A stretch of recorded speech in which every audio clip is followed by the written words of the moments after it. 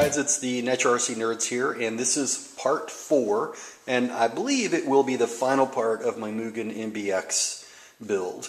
The only things that I need to still do to it are put the shocks on, which I'm about to do. I need to do the link setup for it. I'm waiting on an aluminum servo horn that has a 3mm hole as well as a 2mm hole to handle that. I also need to put the wing stay on it as well as mount the wing, paint the body, trim the body, and I think that's about it. So let's go ahead and get going. Oh, also I need some heat shield tape to put underneath right here on the stone guard where this pipe is pressing on it. Alright, so let's get after it with the shocks. I do have to say these shocks have been great to mount. You know how normally on the A-arm it is an absolute beating on every kit, at least the ones I have, to get the lower shock part into the A-arm. Look at this. Huh? It just goes right in there. And it's screwed in. It's not going anywhere, I can tell you that, but that's wonderful because I do like to do a lot of maintenance on my shocks, and this way I don't have to fight through it every time. Alright, we've got shocks. We've got shocks. So, pretty cool. Like I said, very easy to put on, and Mugen has a quite interesting, the way they chart their shock springs. I won't bore you with it. I may do a separate video. I figure if you have a Mugen, you understand it. Excuse me, and if you don't, you probably don't care. But they're really not color-coded. It's just a matter of kind of going through and counting the coils and whatnot. So anyways, that is it. On to the next thing. Alright, so I was able to fix the issue where there was resistance on the actuators, and you can see now everything is very smooth. What I did is I got an aluminum Dynamite Servo Arm for this. The trick for those of you that might be building this, you want to make sure you get an arm that has a 3mm hole on the throttle side and a 2mm hole on the brake side.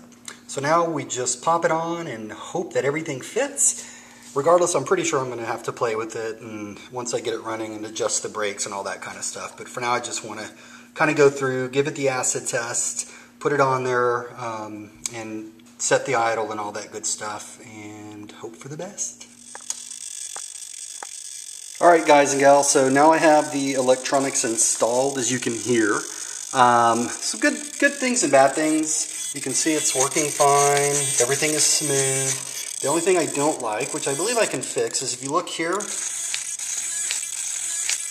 is pressing a little bit against this fuel tank right here, specifically the fuel tank saver. The good news, of course, is that I haven't set the EPA on it yet, and I looked when I apply throttle. Really, that's about full throttle right there, not there where it's beginning to touch. So I think that's very good. So at this point, I just need to set the EPAs on it, and I think that'll be fine. Worst case scenario, I'll just Dremel this piece right here off, or I'll come up with something. But other than that, everything looks good. And of course, the true test will be when I take it out and run it. And I'm sure I'm going to probably have to come back here and tweak it a little bit. So we're almost there. The only things I have left to do is to put the heat shield on this stone guard and put the wing on, the fuel tubing, the body, and we are done. Alright, so I got the heat shield tape on it. And again, this came from Summit Racing. And hopefully this will prevent it from melting. Alright, got the stone guard put on with the heat shield tape. Seems like good coverage. At this point, again, we'll just kind of wait and see how it does during the break-in. Alright, so this will be the last time you see it until I have the body painted and trimmed, which I'm really bad at. But at least you'll see my poor skills at that.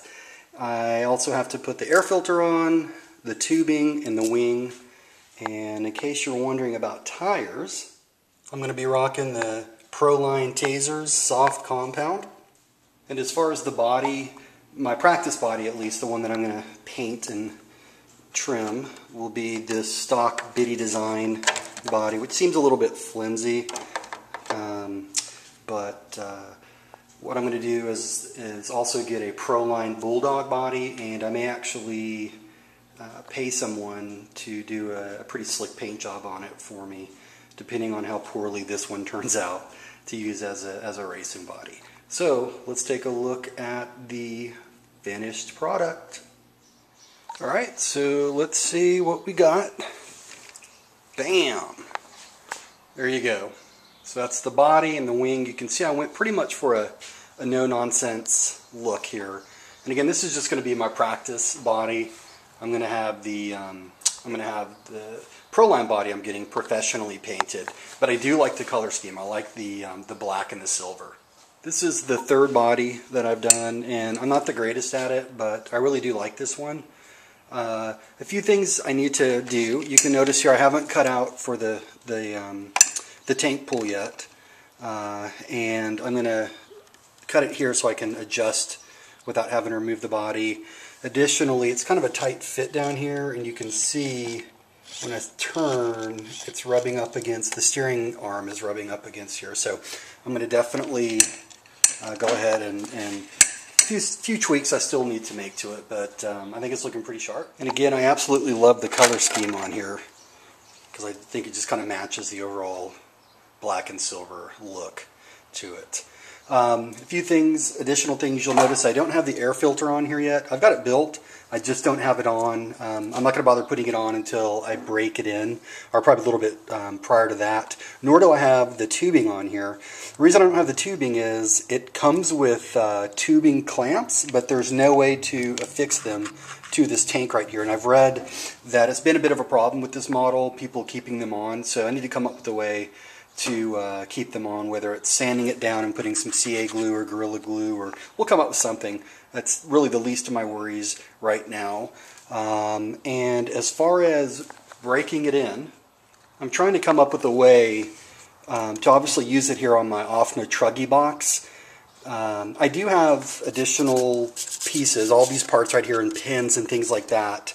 The goal, though, and I know I can get it on and fit it, the goal, though, is to where I can fit both the D8T and this Mugen on here without ever having to remove parts or anything to get it on. So I want to be able to somehow fabricate it to where I can run them both anytime I want without having to mess with anything on here. So if you have any ideas, I'd love to hear it. So I think that's going to be it for now. Andrew's racing tomorrow, so I have a few things to do to his buggy. I need to put some composite shoes on there to go along with the aluminum shoes on his clutch, and a few other things to it. So that'll take up most of my evening, and I don't think that I'm going to be able to get this engine started until probably Monday, because Sunday we have some very cool RC related activities. A very cool video that I'm going to be posting on Sunday.